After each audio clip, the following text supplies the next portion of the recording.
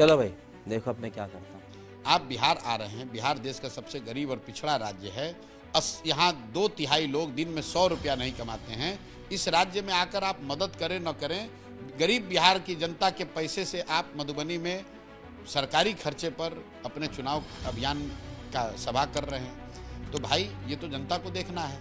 मैंने ये प्रश्न रखा है कि मोदी जी आ रहे हैं मधुबनी में, चलिए सरकारी खर्चे से ही सही जो प्रचार कर रहे हैं, तो यही मोदी जी 2015 में आरा में इन्होंने घोषणा की थी 1,25,000 करोड़ रुपए की पैकेज की। बेचारे भूल गए होंगे, टेंशन बहुत है ना।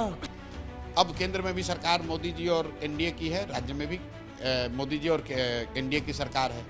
मेरा बस इतना मानना है, मोदी जी ये बता दें कि क्या 1,25,000 करोड़ रुपया उन्होंने भेजा या नहीं भेजा, और अगर भेजा तो यहाँ पर उन्हीं की सरकार है, उन लोगों ने उस पैसे का उपयोग किया कि भ्रष्टाचार में उसको लूट लिया।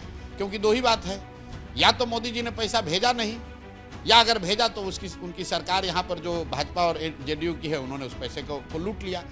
ये बिक गई है गवर्नमेंट, अब गवर्नमेंट में कुछ नहीं है।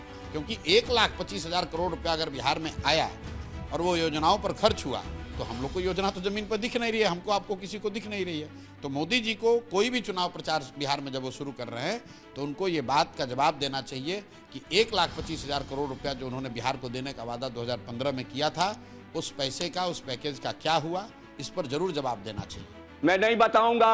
लॉ एंड ऑर्डर बिहार में एक बड़ा मुद्दा है। कहा जाता है कि सुशासन की सरकार है, नीतीश के पास बिहार में गृह विभाग है, लेकिन आए दिन बड़ी आपराधिक घटनाएं हो रही हैं। पटना में ही कल बस ड्राइवर को रोक दिया गया, यात्रियों से भरी बस थी और ड्राइवर पर तनातन गोली मारी गई, उसकी मौत हो गई। आए दिन बड़ी घटनाएं। देखिए 3 बातें। एक, जब सरकार का मुखिया नीतीश जी जो सरकार के मुखिया है, उनकी शारीरिक मानसिक हालत है ही नहीं कि वो कुछ कर सके, तो सरकार का इकबाल ही खत्म है। जो जिसकी जो मर्जी हो रही है वो कर रहा है।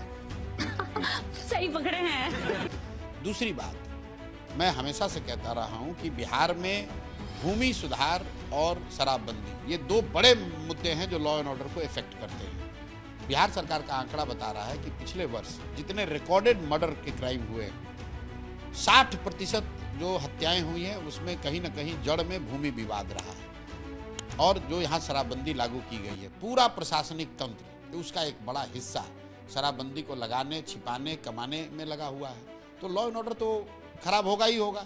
जो 10 व्यक्ति पहले रूटीन लॉ एंड ऑर्डर के लिए थे, आपकी हमारी सुरक्षा के लिए थे, समाज के बेहतर लॉ एंड ऑर्डर के लिए थे, आज तो खाली दिन भर इस चक्कर में लगा हुआ है कि शराब कहाँ बिक रहा है, कहाँ शराब को पकड़े, कहाँ शराब से पैसा कमाए, कहाँ शराब के ट्रक को पास कराए। तो ये तो बिगड़ना ही बिगड़ना है।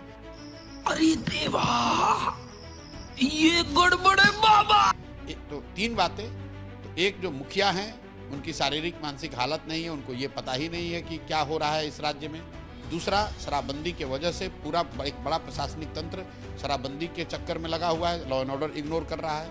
और तीसरा, ये जो भूमि सर्वे और भूमि विवाद है, ये जैसे जैसे सर्वे और होगा ये मामला और बढ़ेगा, इसका भी आपको लॉ एंड ऑर्डर पर असर दिखेगा।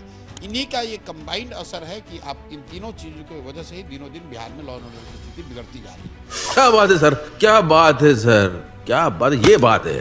शाबाश बेटा, बहुत बढ़िया। इस वीडियो के सामने आने के बाद सवाल तो बनता ही है, अगर हम करें तो करें क्या, बोले तो बोले क्या। वाह मोदी जी वाह, वाह।